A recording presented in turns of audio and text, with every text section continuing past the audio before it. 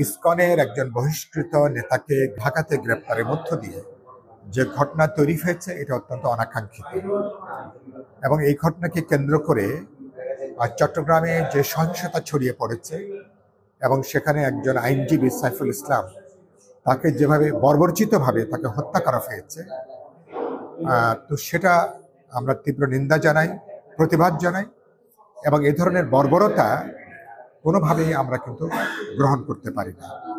আমরা মনে করি যে মনে হচ্ছে যে এই ধরনের ঘটনাকে এটাকে নানাভাবে একটা ইন্ধন যোগানো হচ্ছে বলে আশঙ্কা করা যাচ্ছে এবং এই ঘটনায় একটা সাম্প্রদায়িক উত্তেজনা ইতিমধ্যে দেখা দিয়েছে এবং আমরা মনে করি যে ইসকন বা এই ধরনের প্রতিষ্ঠানগুলো তারা তো ধরেন নানা এজেন্ডা নিয়ে তারা কিন্তু হাজির হচ্ছেন এবং দেখা যাচ্ছে যে পাশের দেশ ভারত তারা কিন্তু এই সমস্ত সংগঠনের উপরে খানিকটা তারা কিন্তু নির্ভর করবার একটা তৎপরতা এটা কিন্তু আমরা লক্ষ্য করেছি।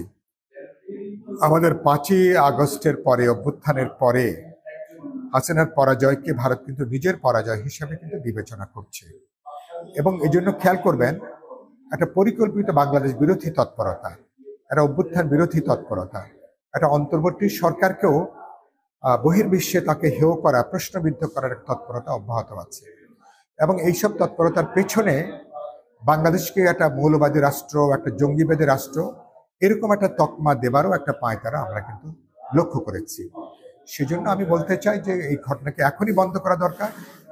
বাংলাদেশ সাম্প্রদায়িক সম্প্রীতির দেশ, সুতরাং আমরা যে ঘটনা সংঘটিত হয়েছে এটা কেবলমাত্র একটা প্রশাসনিক সংকট নয়, আমাদের প্রশাসনের তো সমস্যা তো আছেই।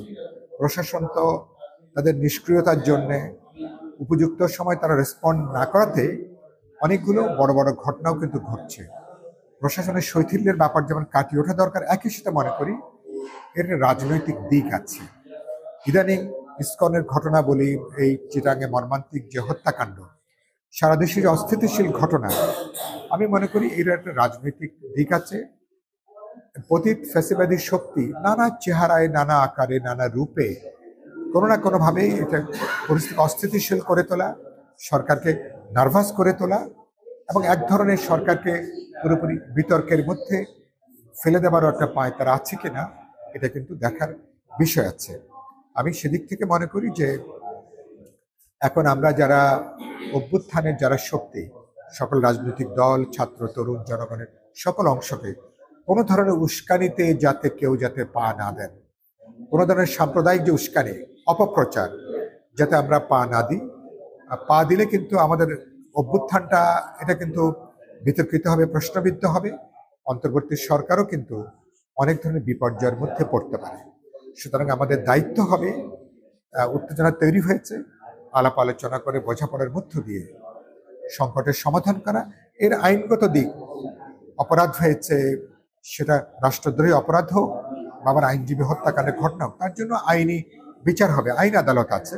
কিন্তু তার জন্য একটা সাম্প্রদায়িক উস্কানি, সহিংসতা মনে হচ্ছে একটা পুরনো ফ্যাসিবাদী শক্তি নানাভাবে এটাকে উস্কানি দেবার একটা পায়তারা আছে বলে অনেকে মনে করছেন। সেই জায়গা থেকে আমরা বলতে চাই যে আমরা অনেক দায়িত্বশীল আচরণ করা দরকার, সহনশীল আচরণ করা দরকার। বিশেষ করে মুসলমান ধর্মাবলম্বী যারা আছেন তাদেরকে অনেক বেশি দায়িত্বশীল আচরণ করে এই সুযোগে যাতে কেউ সাম্প্রদায়িকতার বিষ বাষ্প যাতে ছড়িতে না পারে এই ব্যাপারে নিশ্চয়ই আমরা সচেতন থাকব। 3 মাস আগে আমাদের যে গণ ঐক্যটা ছিল, ঐক্যটাকে আমরা রক্ষা করব এবং এটাকে রক্ষা করে আমরা বাংলাদেশ যেটা অসাম্প্রদায়িক গণতান্ত্রিক দায়বদ্ধ রাষ্ট্র সমাজের দিকে এগোতে চাই, সেই পথে যেন আমরা যাত্রা শুরু করতে পারি, এ ব্যাপারে প্রত্যেকে আমরা দায়িত্বশীল ভূমিকা আমরা পালন করব। আমাকে প্রশ্ন করেছিল একটু আগে যে ইসকনকে আপনারা নিষিদ্ধ করার দাবি করছেন কিনা। আমি বলেছি যে না, আমরা কোনো রাজনৈতিক দলকে যেমন নিষিদ্ধ করা মনে করি সংকটের সমাধান নয়, ইসকন বা কোনো ধর্মীয় প্রতিষ্ঠানকেও নিষিদ্ধ করার মধ্য দিয়ে সংকটের কোনো সমাধান হবে না।